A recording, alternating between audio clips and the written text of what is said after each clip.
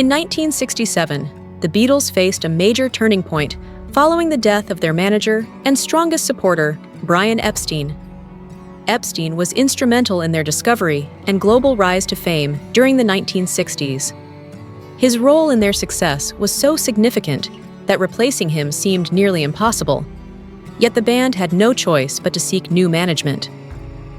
In their search, the Beatles eventually came across Allen Klein, a well-known figure in the music industry who had previously managed high-profile acts such as Sam Cooke, Bobby Darin, Donovan, and the Rolling Stones. However, Klein's reputation was far from spotless. The Rolling Stones, in particular, had strong reservations about him, largely due to what they saw as his untrustworthy behavior. Before the Beatles made any final decisions, Mick Jagger made a point to warn them extensively about Klein's questionable methods. The Stones had clashed with Klein during his time managing both them and the Beatles simultaneously. Their relationship with him ended in 1970, and they later filed a lawsuit accusing him of deceit and financial misconduct.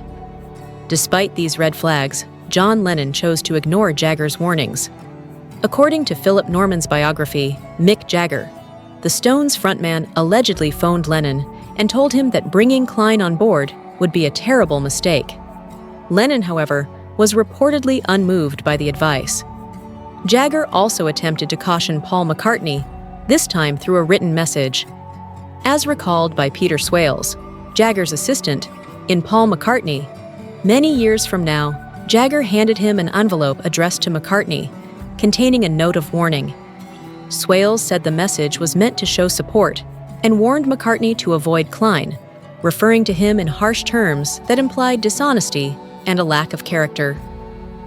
Despite these efforts, the Beatles proceeded to hire Klein, keeping him as their manager even beyond their breakup in 1970. That decision eventually backfired. In 1973, Klein filed a $19 million lawsuit against the band after they chose not to renew his contract.